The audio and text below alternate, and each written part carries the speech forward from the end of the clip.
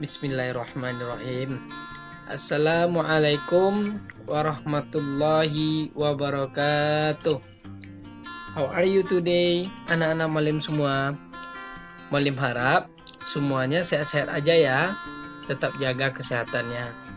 Jika keluar, pakai masker ya. Dan selalu cuci tangan. Agar kita hidup sehat dan bersih.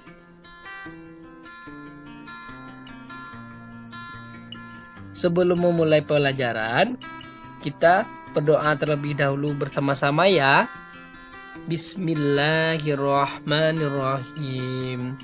Rabbi zidni ilman warzuqni fahman waj'alni min ibadikas sholihin. Yang artinya, ya Allah, tambahkanlah ilmuku dan berikanlah aku pemahaman, serta jadikanlah aku termasuk hamba-hambamu yang soleh. Jadi tadi kita buka dari baca basmalah, kemudian doa. Nanti selanjutnya kita masuk, nanti ada pelajaran tema 1. Kita masuk tema 1 tentang tumbuhan. Ada yang tahu anak-anak Malim apa itu tumbuhan? Pasti kalian pernah melihatnya kan? Kita masuk tentang tumbuhan. Ada yang tahu anak-anak Malim apa itu tumbuhan? Nah, di sini Malim jelaskan sedikit ya. Tumbuhan adalah sumber daya alam yang sangat penting bagi manusia. Manusia membutuhkan tumbuhan untuk bernafas, air, makanan, dan obat-obatan. Jadi anak-anak Malim pasti pernah mengalami seperti ini nih. Ada umpamanya yang sakit, bisa dia ada tumbuhan, bisa jadi obat-obatan. Kemudian dia makan, yang dimakan dia apa itu? Umpamanya daun pucuk ubi, daun nanti ada pakis. Banyak yang bisa kita konsumsi. Kemudian air, pokoknya ada air yang bisa, tumbuhan yang bisa mengonsumsi, ada air di dalamnya. Banyak sama kalian. Kemudian ya ini tadilah, kalau seandainya kita tidak ada tumbuhan, kita akan sulit bernapas. Contohnya di kota-kota besar. Kenapa Malim bilang di kota-kota besar? Karena udah ada banyak gedung-gedung tinggi, tumbuhan tadi tidak ada, jadi tidak asri dia. Tidak asri tadi, tidak segar kita menghirup udaranya. Jadi udara kotor aja kita hidup kalau di kota besar. Tapi kalau kita di kebun atau di tempat yang banyak tumbuhannya, insya Allah pasti segar kita menghirup udara. Pasti akan terasa sejuk, enak, tenang nanti menghisap udaranya tadi. Jadi nanti simak selanjutnya ya. Di sini Mualim akan contohkan tadi tumbuhan yang bisa dikonsumsi. Yang pertama di sini ada pakis. Yang kedua ada eceng gondok. Eceng gondok ini dia, kalau dia pakis tadi bisa dikonsumsi untuk buat makanan kita, buat sayur-sayuran. Kemudian eceng gondok ini ada sebagian yang bisa, ada yang tidak. Kalau di sini kan ini Malim contohkan dia tumbuhan yang hidup di air, dia di atas permukaan air. Kemudian di sini ada namanya untuk obat-obatan. Untuk obat-obatan ada daun sirih. Daun sirih ini bisa kita kunyah aja, kita tempelkan mana luka kita, bisa jadi obat-obatan. Dan di sini ada anggur. Anggur ini bisa kita makan. Kemudian jenis tumbuhan ini, kalau anggur dia merambat. Jadi ada 4 jenis di sini nih, Malim jelaskan tadi nih. Ada pakis, dia bisa kita untuk konsumsi. Kemudian eceng gondok ini dia hidup di atas permukaan air. Kemudian ada daun sirih. Daun sirih ini merambat juga, cuman dia daun sirih ini bisa kita konsumsi untuk obat-obatan. Kemudian ada anggur tadi dia jenis tumbuhan yang merambat, bisa merambat kemana saja dia. Nanti kalau kan ada ke dinding, bisa ke dinding juga. Kemudian ada ke kayu-kayu, biasanya itu melilit-lilit dia itu. Jadi tumbuhan anggur ini pun dia menjadikan bisa jadi banyak vitamin, bisa jadi obat juga untuk kekebalan daya tubuh kita. Jadi anak-anak Malim jangan segan-segan untuk mengkonsumsi ini, kecuali eceng gondok ini ya. Ini untuk hanya contoh. Kalau 3 dari pakis, daun sirih, anggur itu silahkan konsumsi. Kenapa? Kita masih butuh bahan-bahan herbal untuk badan kita ini. Kita masih butuh untuk bahan-bahan yang mana ya, yang alami. bukan yang kimia. Jadi itu dari saran dari Mualim, lakukan saja. Apabila ada nampak ini untuk obat-obatan ini kata Mualim, ya bagus. Kalau kan yang seperti ini nih, ada namanya ini cengkondok, ada namanya pakis, ada namanya daun sirih, ada namanya anggur. Bahasa Inggrisnya itu kalau anggur apa? Grape. Jadi itu aja. Simak selanjutnya ya. Kita masuk tentang permainan bola besar. Jadi di sini Mualim akan jelaskan permainan bola besar. Ada yang tahu? Anak-anak Mualim pasti ada yang tahu. Permainan bola besar, Mualim apa ini di sini tentang permainan bola kaki. Siapakah yang sering main bola kaki? Ya mungkin anak-anak Mualim sering semuanya main bola kaki. Di sini Mualim mau bertanya lagi, ada enggak yang kalian idolakan pemain sepak bola di Indonesia? Pasti ada, walaupun pemain sepak bolanya tidak terlalu terkenal kali, tapi kalian mengidolakannya, berarti itu kita sudah mengaguminya. Jadi sini Mualim akan jelaskan permainan sepak bola diperkirakan lahir pada tahun 1862 di Inggris dan didirikan di sebuah badan yang disebut nama Football Association. Pada tahun 1871 di Inggris dimulai turnamen sepak bola pertama di dunia, itu FA Cup, dan permainan sepak bola dimainkan setiap regunya berapa?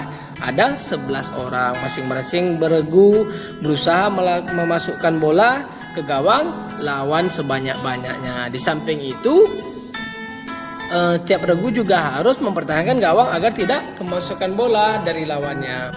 Kemudian dari sini untuk pertandingan internasional yang dewasa, lapangan sepak bola memiliki standar berkisar antara 100 sampai 120 meter dan lebarnya 65 sampai 75 meter.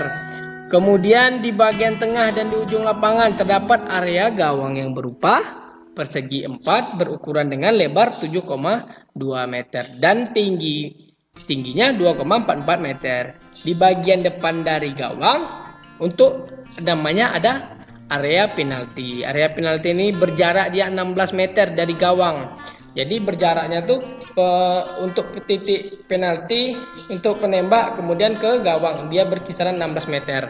Area ini merupakan batas kiper boleh menangkap bola dan dengan kedua tangan dan menentukan kapan sebuah pelanggaran mendapatkan hadiah tendangan penalti.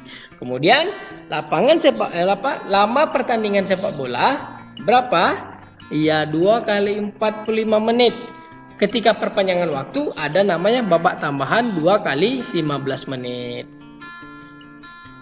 Kemudian kita masuk tentang teknik dasar permainan sepak bola. Yang pertama ada mengumpan, kemudian ada mengontrol bola, yang ketiga menggiring bola, dan yang keempat menendang bola. Jadi nanti anak-anak Mualim simak aja video dari Mualim, bisa kalian lakukan di rumah atau bersama keluarga.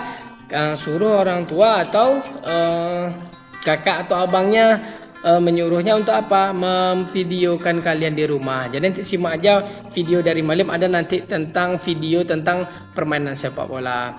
Mungkin itu aja dari Mualim. Selamat menonton dari video dari Mualim. Bisa kalian lakukan di rumah. Di sini kita bisa lihat tentang lapangan sepak bola. Lapangannya Mualim gambarkan aja seperti ini, dan bolanya ini dia. Bola rupanya memiliki berat 410 sampai 450 gram standar bola seperti itu. Kemudian bahan dia dari karet. Kemudian keliling bola dia 68 sampai 70 cm. Kemudian tekanan udara atau isi angin di dalam bola itu mencapai 0,60 atau 1,1 atm. Itu dia untuk tekanan anginnya. Kemudian di sini tadi Mualim jelaskan ada di sini panjangnya tadi 100 sampai 120, kemudian lebarnya 60 sampai 75 bisa kita lihat. Kemudian garis tengahnya, ada titik penaltinya, ada lingkaran tengah yang di sininya nih dekat tengahnya ini 9,15. Dan area penalti tadi berapa tadi? Iya, jadi ada dekat area penaltinya tadi bertitik 16 meter. Jadi inilah singkatannya tadi. Kemudian depan kaki kanan di belakang. Badan condong ke depan, letakkan bola di depan kaki kanan. Bola ditendang menggunakan kaki kanan bagian dalam dengan perlahan.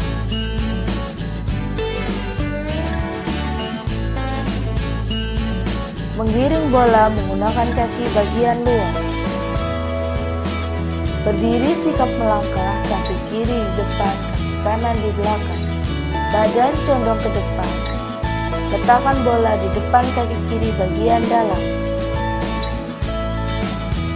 Bola ditendang menggunakan kaki kanan bagian luar dengan perlahan.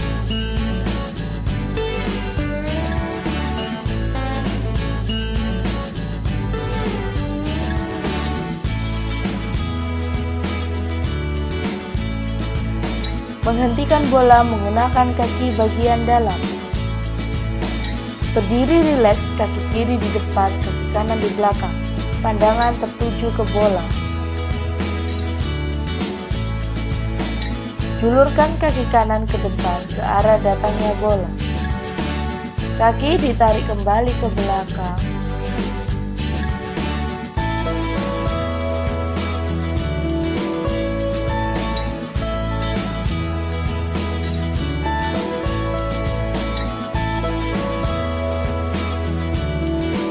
Mengumpan menggunakan kaki bagian dalam. Posisi awal berdiri menghadap bola. Kaki tumpuan diletakkan di samping bola.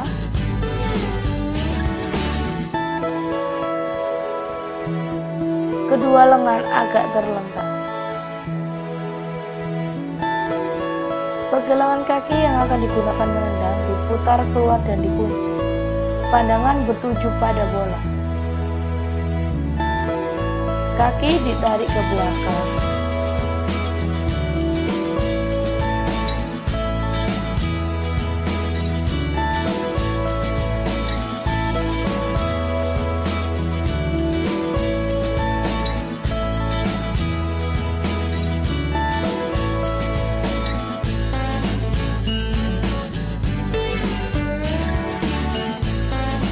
Mengumpan menggunakan kaki bagian luar.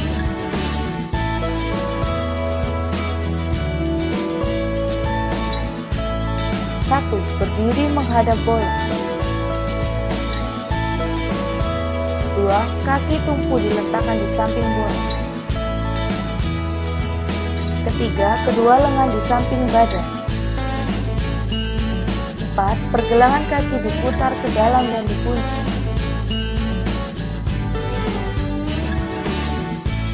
5, tarik ke belakang kaki yang digunakan untuk menendang.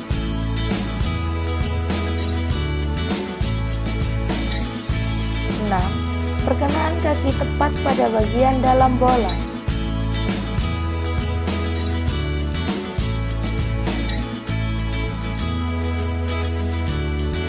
Sebelum mengakhiri pelajaran, mari mengucapkan alhamdulillahirabbil alamin.